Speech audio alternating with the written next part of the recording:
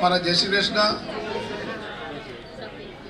आप सर्वे मुंबई थी अँ गंगाजल पाटोत्सव निमित्ते बधा पधार्या ए बदल संघवी परिवार प्रमुख वती हूँ आप दरेकनु हार्दिक स्वागत करूँ छूं। अंदर अपना संघवी परिवार કુલદેવતા બિરાજમાન છે અને છેલ્લા ઘણા વર્ષોથી આપણે આ પાટોત્સવનો કાર્યક્રમ કરીએ છીએ અને ખાસ કરીને મુંબઈથી 200, 250, 300 લોકો અહીંયા દર વર્ષે આવે છે. તેનો અમને અને આપ સર્વને ખૂબ આનંદ છે. સાથે સાથે આ કાર્યક્રમ કરવા પાછળનો હેતુ એમ પણ છે કે આજના બાળકોને પોતાના ઈષ્ટદેવ કોણ છે, પોતાના કુળદેવ કોણ છે એ ખબર જ નથી હોતી. એટલે ભવિષ્યની પેઢીને પણ આનો થોડો ધ્યાનમાં રહે. મુંબઈથી ખાસ અહીંયા આવે એટલે 2 સવાલ મા બાપને પૂછે કે તમે ક્યાં જાઓ છો, તો ભલે એ લોકો બહુ બિઝી હોય પણ છતાં બી એને એટલું સમજાવજો કે ભાઈ આપણા પરિવારમાં એક કુળદેવતા પણ હોય, એને આપણે વર્ષમાં એકવાર દંડવત કરવા જવું જોઈએ અને એટલા માટે અમે જઈએ છીએ. તો એ લોકોને ભવિષ્યમાં અહીંયા આવવાની ઈચ્છા થશે. સાથે આપણે અહીંયા આગળ એક રહેવા માટેની વ્યવસ્થાનું પણ એક પ્લોટ મેં લઈ રાખ્યો છે, પરંતુ ગામ બહુ નાનું છે અને અહીંયા આગળ લોકો બહુ રહેવા માટે તૈયાર નથી હોતા. મેં પ્લોટ તો અત્યારે બી રાખેલો છે પણ એ પ્લોટ ઉપર કામ નથી કરતો, કેમ કે અહીંયા રાખ્યા પછી લોકો અહીંયા આવે નહીં તો એ બિલ્ડિંગ નકામું રહે. એટલે મહુવાની અંદર કોઈ સારા લોકેશનની મારી શોધ ચાલુ છે અને મહુવામાં એક સારું એવું લોકેશન મળે કે જ્યાં આગળ આપણા સંઘવી પરિવારના ભાઈઓ તો આવે પણ મુંબઈથી કોઈ પણ પરિવારના ભાઈઓ આવે તો ત્યાં રહી શકે. અને સાથે સાથે મહુવામાં પણ લગ્ન કપોળ પરિવારમાં થતા હોય એ લોકોને પણ રહેવાની સુવિધા મળે એવો એક પ્લાનિંગ ચાલી રહ્યો છે. તો ભવિષ્યમાં જલ્દી થઈ જશે એવું આપણા કુલદેવતા ગંગાજળ બાપાના ચરણોમાં વિનંતી કરું. અને સાથે સાથે દર વર્ષે આપણે એક નવા યજમાનને બોલાવીએ છીએ અને પાછળનો હેતુ એમ છે કે એ પરિવાર આની સાથે જોડાય, એની સાથે એના યંગસ્ટર બધા અહીંયા આવે, સાથે અહીંયા દર્શન કરે. સમૂહમાં કપોળ ભાઈઓ કોણ છે, સંઘવી પરિવારવાળા કોણ છે, એનો થોડીક એ લોકોને એના ધ્યાનમાં આવે અને ભવિષ્યમાં કુટુંબની ભાવના બની રહે એ હેતુથી આપણે આ કાર્યક્રમ કરી રહ્યા છીએ. અને આગળ આવતા દિવસોની અંદર જો સારી સુવિધા થઈ જશે તો અત્યારે જે 200-300 લોકો જે આવે છે એ આપણી ઈચ્છા છે કે 500,000-2,000 લોકો સંઘવી પરિવારને આવે. ભલે વર્ષમાં એકવાર આવે, એક દિવસ માટે આવે, પણ અહીંયા આવે તો એ લોકોને પણ એક અનુભૂતિ થશે અને સાથે સાથે કપોળ ભાઈઓ સંઘવી પરિવારનું એક સંગઠન પણ બનશે અને સાથે બધાની ધાર્મિક ભાવના પણ વધશે. હવે આજનો કાર્યક્રમમાં એક સંગીત સંધ્યા છે, પૂજ્ય ભગત બાપુના જ ભાઈ છે, એ બહુ સુંદર આપણને ભક્તિ રસથી અને સાથે સાથે તમને થોડા હિન્દી સોંગ પણ સાથે ગાશે, થોડી ગઝલ પણ ગવડાવશે. એટલે તમે બધાનો આનંદ લેજો. સાથે ગરમ ચા અને ભજીયા પણ તમને આપવામાં આવશે. જમવાની ઉતાવળ ન કરતા, કે ત્યાં 10 વાગ્યા પહેલાં કિચન ખુલવાનું નથી, એટલે આરામથી બધા 3 કલાક સાંભળજો. અને જેટલી વાર ચા અને ભજીયા જોતા એટલું કહી રાખ્યું છે એટલે તમને સંપૂર્ણ કન્ટિન્યુ ચાલુ રહેશે. પહેલાં આઈસ્ક્રીમ બી આપવામાં આવશે. તો ખૂબ આનંદ લેજો. અને કાલે આપણો પાટોત્સવ છે, સવારે શોભાયાત્રા છે આપણે પ્લોટથી અહીંયા સુધીની, તો બધા સમયસર અહીંયા આવજો. બધાનું પૂજન છે અને કાલે સાંજે રાકેશભાઈ આપણે અમારું ત્યાં એક અખંડ રામધૂન ચાલે છે મહુવામાં. 27 વર્ષ પૂર્ણ થયા અને 28ના વર્ષમાં અખંડ રામધૂન ચાલે છે 24/7. જે જનરલી તમે કોફી શોપની અંદર વાંચતા હોય 24/7 કે તમે ત્યાં જઈને કોફી તમને ગમે ત્યાં મળે, એવી રીતે અહીંયા તમને તમારા અંતરને આનંદ મળે એવી વ્યવસ્થા એક અમે મહુવામાં કરેલી છે. ત્યાં અખંડ રામધૂન ચાલે છે અને ત્યાં શ્રીરામ જય રામના નાદથી 24 કલાક અને કોઈ પેડ પર્સન નથી, બધા સ્વેચ્છાએ આવે છે. સવારથી રાતભર સુધી કીર્તન ચાલતું જ હોય છે.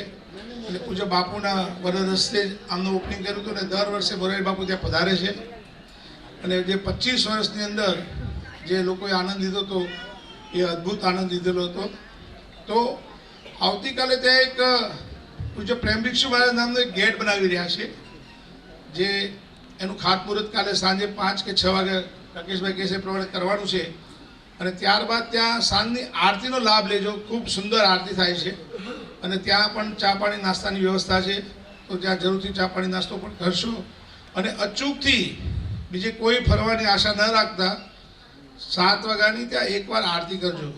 પછી તમને અહેસાસ થશે કે 27 વર્ષ સુધી 24/7 જે જગ્યા પર અખંડ કીર્તન થતું હોય એના વાઇબ્રેશન તમને બોડી પર કેટલી અસર કરશે.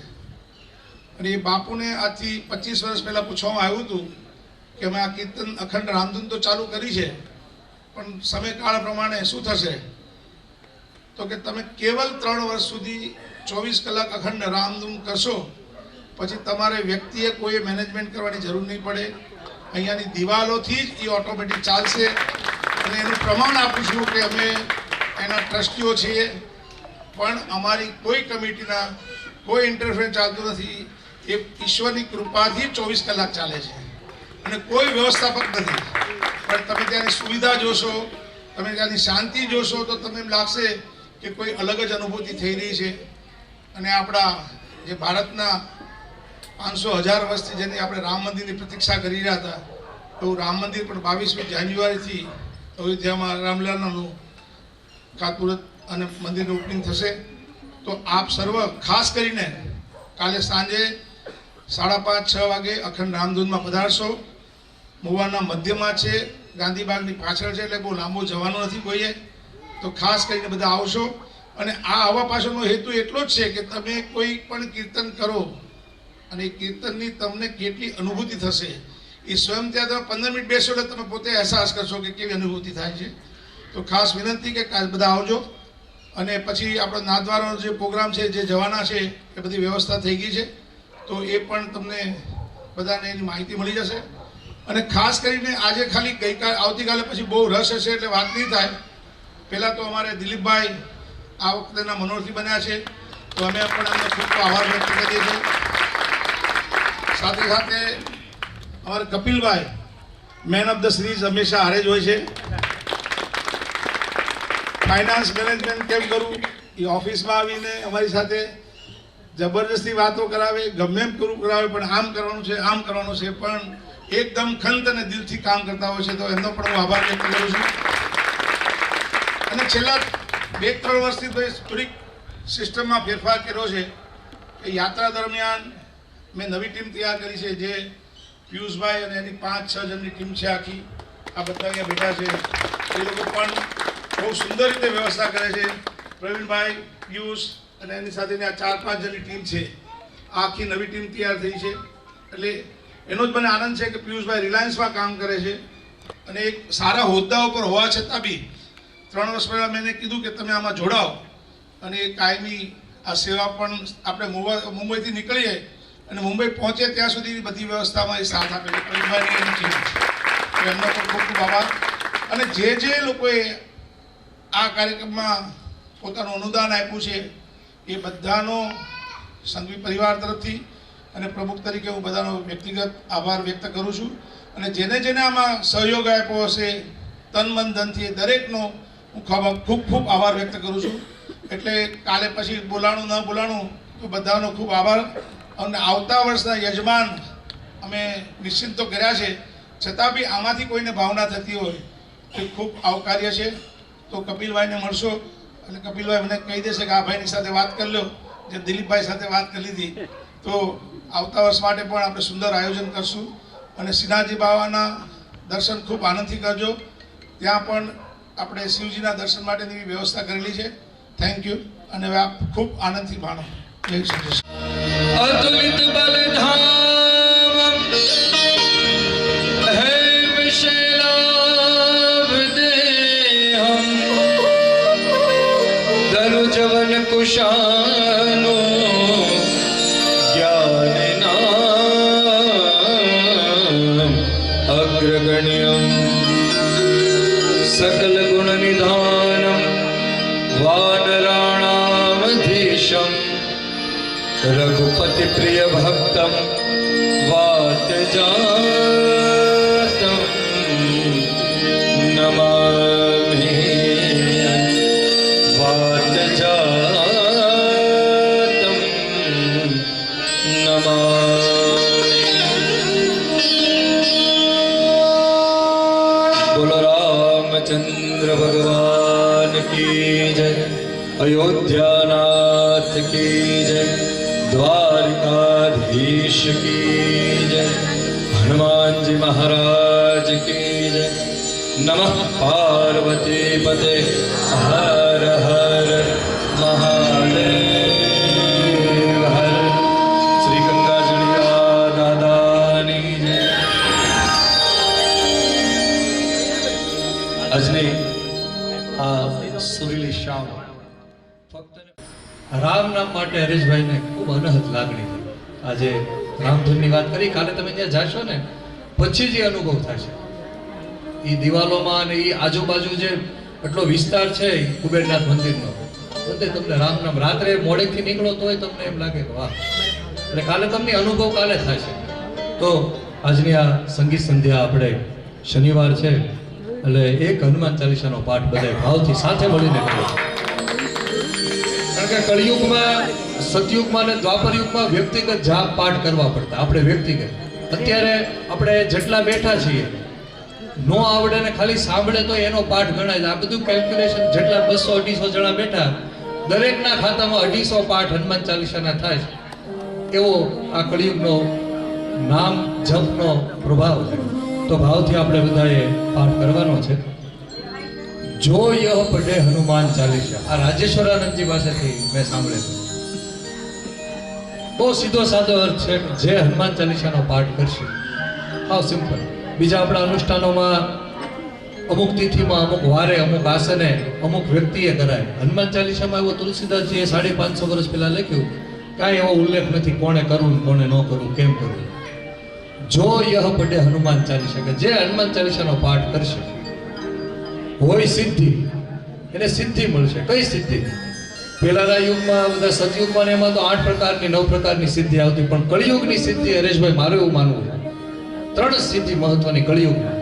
પહેલી, ખિસ્સામાં બેંક બેલેન્સ, પૈસા હોય. એટલે આપણે કંઈક પ્લેનમાં ઉડવું એવું નથી, પણ 2 ટાઈમ જમીએ. બીજી, શરીર તંદુરસ્ત હોય, બધે આવતા જાતા હોઈએ, હરતા ફરતા હોઈએ. અને ત્રીજી, આ તમે જે સંઘવી પરિવાર બધો ભેગો થયો છે, સાથે મળીને 2 ટાઈમ જમીએ, ભાઈ ભાનડા સાથે 2 ટાઈમ જમીએ. આ ત્રીજી સિદ્ધિ. કળિયુગની બીજી કોઈ મોટી સિદ્ધિ છે. તો બધાય ભાવથી હનુમાનજી મહારાજને આપણે શનિવાર છે પાઠ બધાય પ્રેમથી જોડાવાનો છે.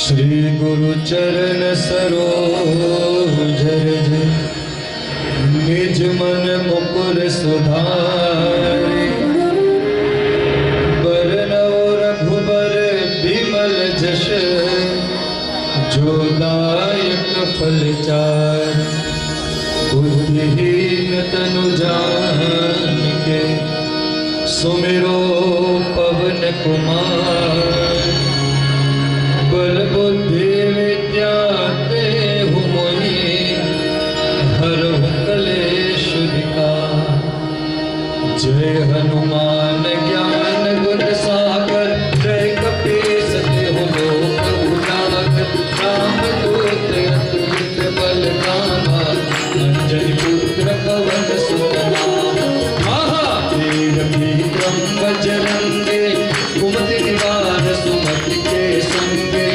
कंचन वर्ण विराज सुरेशा कानन कुंडल कुंचित केशा हाथ प्रज्वल गजा विराजे कांधे मूज जनेऊ साजे शंकर सुवन केसरी नंदन तेज प्रताप महाजन विद्यावान गुणी अति चातुर नाकाज कर देखो बहादुर प्रभु चरित्र सुन देखो रसिया राम सखी सूक्ष्म रूप धरि सियहि दिखावा विकट रूप धरि लंक जलावा भीम रूप धरि असुर सहारे रामचंद्र के काज सवारे आय संजीवन लखन जियावे श्री रघुवीर हर्षि उर लाए रघुपति के बहुत बड़ाई तुम मम प्रिय भरत सहस बदन तुम यश गाए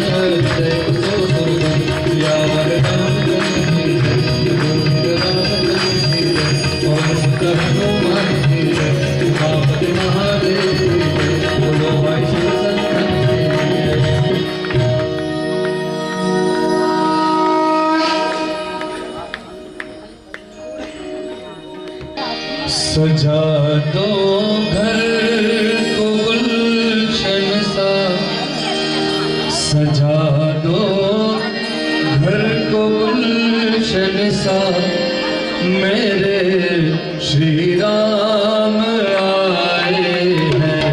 सजा दो घर को गुलशन सा, सजा दो घर को गुलशन सा, मेरे सरकार आए हैं। मेरे सरकार आए हैं, मेरे सरकार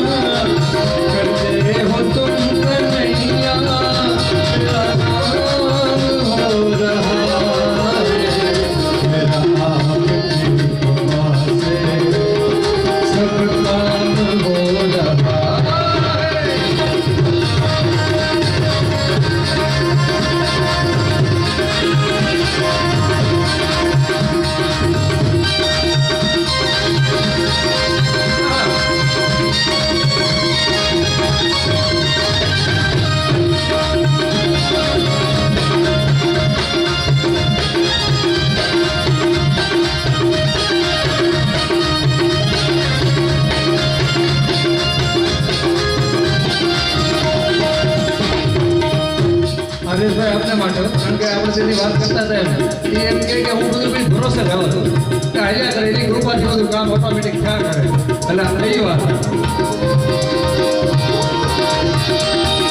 परिवार के बिना ही मेरी नाव चल रही है परिवार के बिना ही मेरी नाव चल रही है हैरान है ज़माना मंजिल भी मिल रही है हैरान है ज़माना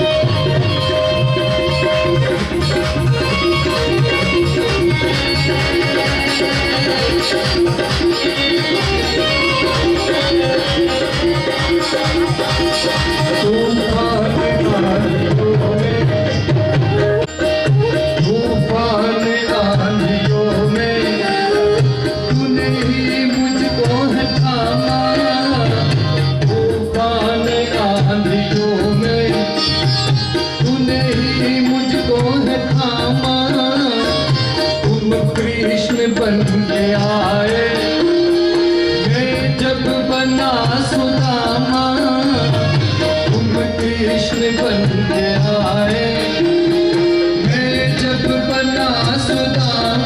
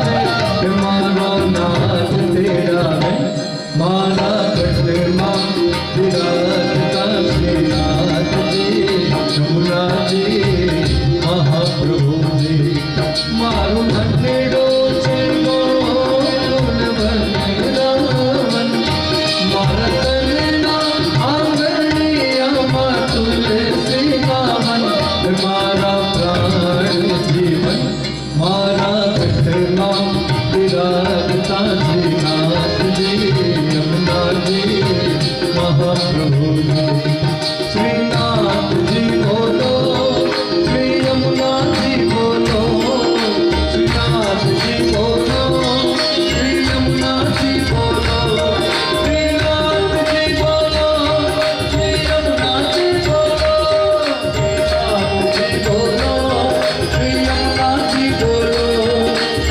गोविंद बोलो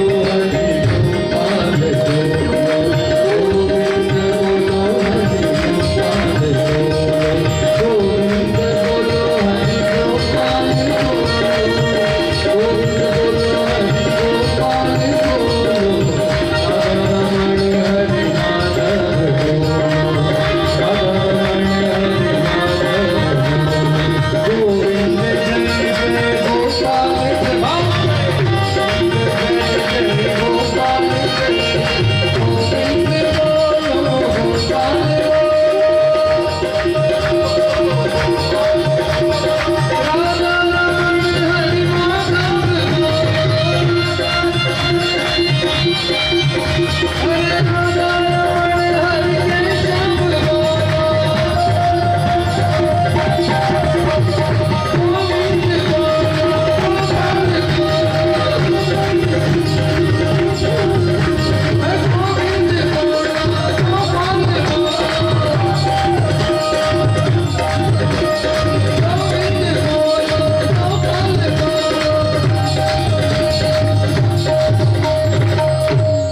कृष्ण कन्हैया की जय, गिरिराज धरण की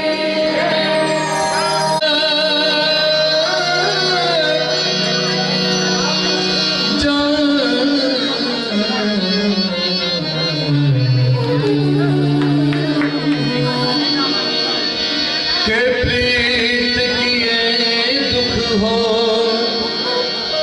नगर ढिंढोरा पीटती के प्रीत न करियो के प्रीत न करियो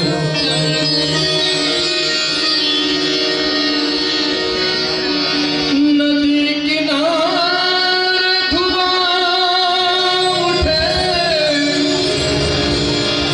नदी किनारे धुआं उठे मैं जानू कुछ हो जिसके कारण मैं जली कहीं वही न जलता हो कहीं वही न जलता हो कागा सब तन खाइयो આ બધી પ્રેમ ઇશ્ક મોહબ્બતની સાખીઓ છે પણ સાખી છે શાયરી નથી ભગવાન માટે લખાયેલું હોય એ સાખી કહેવાય આ કોઈ શેર શાયરી નથી એટલે આને સાખી નામ આપ્યું હરેશભાઈ આ સાખી છે શાયરી નથી કારણ કે પરમાત્મા માટે લખાયેલી છે કાગા સબ તન ખાઈયો ચુન ચુન ખાઈયો માંસ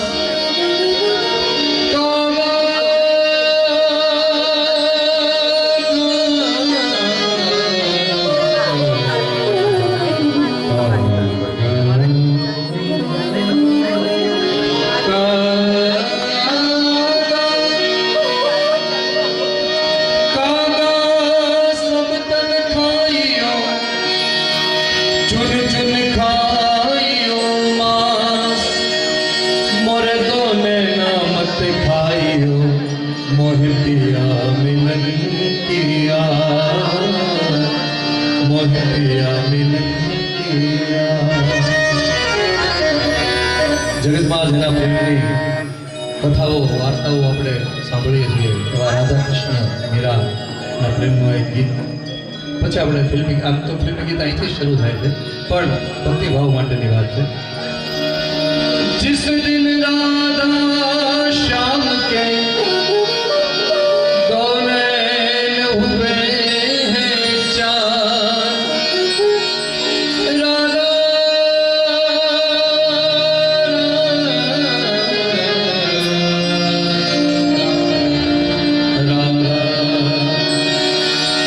जिस दिन राधा श्याम के